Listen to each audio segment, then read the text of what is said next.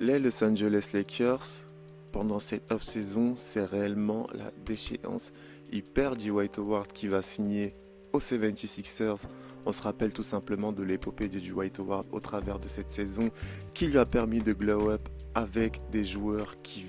misent pour une cohésion de groupe au détriment des statistiques personnelles. Dans la foulée, ils perdent également Java Magui qui, je le rappelle, était titulaire les trois quarts de la saison devant Dwight Howard qui, au vu de son corps filiforme super athlétique, gênait, était vraiment une force de dissuasion en défense. Mais si tu veux, on va déjà commencer par un commentaire qui justement m'a vraiment plu par rapport à ça parce que j'estime que voilà, ils étaient vraiment objectifs. Si tu veux, tu as Moussarsi qui dit tout simplement on perd beaucoup en termes de verticalité et de dissuasion défensive. Chose qui faisait notre force l'an passé, pas convaincu et surtout déçu pour Javal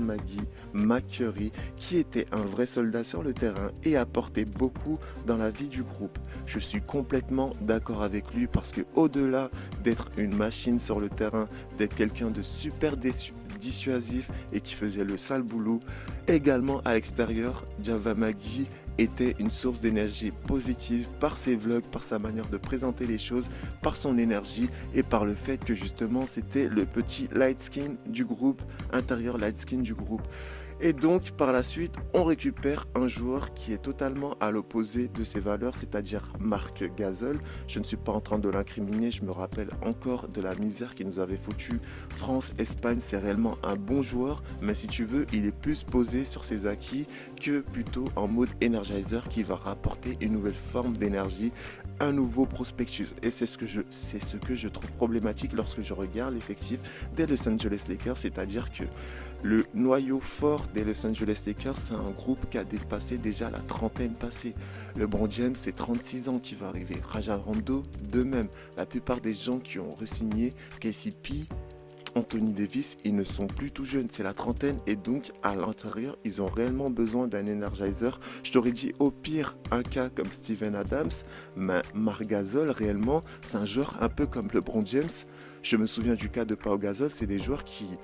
parfois, bien souvent, peuvent rester longtemps la balle en main pour pouvoir être efficaces et te taper des 1 sur 2. Et est-ce que c'est ce dont les Los Angeles Lakers ont besoin pour cette année pour pouvoir justement avoir une concurrence au titre? Non, je trouve que le cas de Dwight Howard, des Super Energizers à l'intérieur était réellement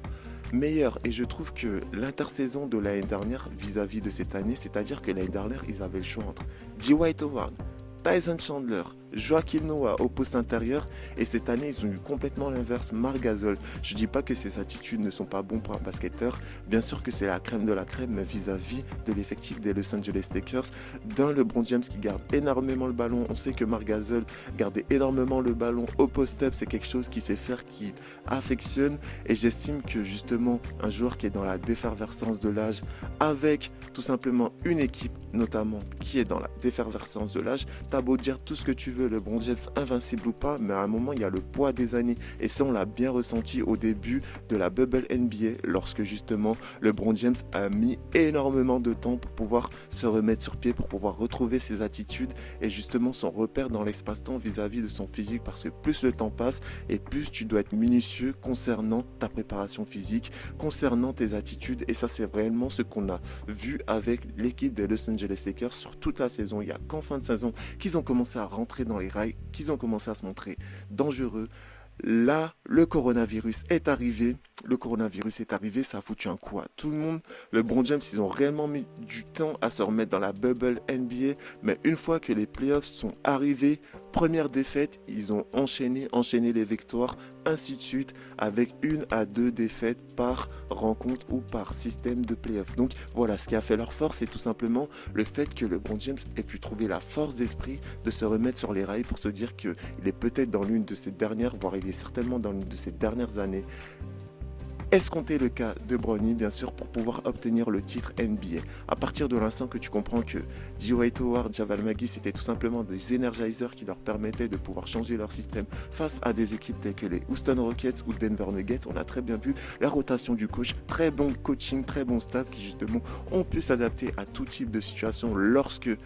LeBron James et Anthony Davis doutaient justement face à la coracité des Houston Rockets, et ben tu comprendras tout simplement qu'un Marc Gasol, c'est-à-dire un joueur qui ressemble un peu, qui a un peu les mêmes attitudes que LeBron James et les plus gros clous de cette équipe, c'est-à-dire qui aime bien avoir le ballon en main pour se montrer efficace. Je trouve que ça fait trop de joueurs qui aiment bien avoir le ballon en main pour pouvoir se montrer efficace aux Los Angeles Lakers. Et comme l'a dit le commentaire, ils perdent réellement au niveau de la dissuasion, au niveau de la verticalité et de l'athléticité. Parce qu'au niveau athlétique, on a beau dire tout ce que tu veux, on a beau lui prêter des mains d'or, mais Marc Gasol, au niveau athlétique, c'est réellement quelque chose, c'est vraiment autre chose. Et donc, il faut comprendre que Maggie a tout simplement quitté la Floride pour pouvoir aller dans le banc des Cavaliers, et j'espère que sa carrière pourra continuer avec des coéquipiers qui vont essayer de l'inclure dans le groupe tel aux Los Angeles Lakers, comme ça s'est passé pour Dwight Howard notamment, parce que lorsque tu as un intérieur, le plus important c'est d'être bien entouré en fait. Derrière un grand intérieur, il y a une grande énergie positive. Il y a de grandes énergies positives qui le poussent, qui lui font la passe dans le bon timing pour qu'il puisse briller. Parce que sans ça, l'intérieur est juste cantonné au travail du mauvais boulot, du boulot pas facile. Comment t'expliquer? Sans que l'intérieur reçoive des passes qui le font briller, il est juste cantonné au travail du boulot pas facile, et ça réellement c'est une obscénité en soi. Donc voilà, j'estime avoir fait le tour de la problématique. Sur ce, c'était la nouvelle de la soirée. N'hésite pas à me dire si tu penses que les Los Angeles Lakers pourraient être dangereux avec un Marc Gasol à l'intérieur. Moi j'estime que s'ils ne trouvent pas d'énergizer, tel un Steven Adams, tel un jeune qui voudra un peu les uploader au niveau de l'intérieur, je pense que ça sera réellement difficile et fort en obscénité pour les Los Angeles Lakers, surtout concernant le secteur intérieur, en sachant l'approche qu'Anthony Davis a vis-à-vis du secteur intérieur, puisque justement ce n'est pas un pivot, même s'il a des attitudes à pouvoir jouer au pivot, mais face à de vrais intérieurs qui vont lui rentrer dedans, face à des bolides, je pense que ça va lui faire perdre énormément d'énergie pour pouvoir être la meilleure version de lui-même et être effectif. Donc pour moi, les Los Angeles Lakers de 2020-2021, de l'année 2020-2021, c'est plus le Titanic, c'est plus un bateau qui coule au vu de leur choix de l'intersaison. Certes, ils ont gagné la bubble NBA, c'est quelque chose que personne ne pourra leur enlever, surtout en sachant que c'était des trentenaires qui tournaient face à des équipes de jeunes tels que Giannis, qui justement étaient dans la force de l'âge et pouvaient surprendre tout le monde, même face au Portland Trail Blazers, mais ce qui ne s'est pas passé parce qu'ils ont été chercher des ressources là où personne ne s'attendait, et réellement ça a été une vraie surprise en l'humanité. Donc voilà, n'hésite pas à me dire, moi, pour moi, les Los Angeles Lakers de 2020-2021, c'est un bateau qui coule, le Titanic. Ils vont essayer de rester immergés en allant en play-off, mais deuxième, troisième tour, je pense que ça sera fini parce que justement, ils ne sont pas éternels, et vu la défervescence de l'âge, c'est clair que plus le temps passe et plus il est difficile de rester à un niveau accessible.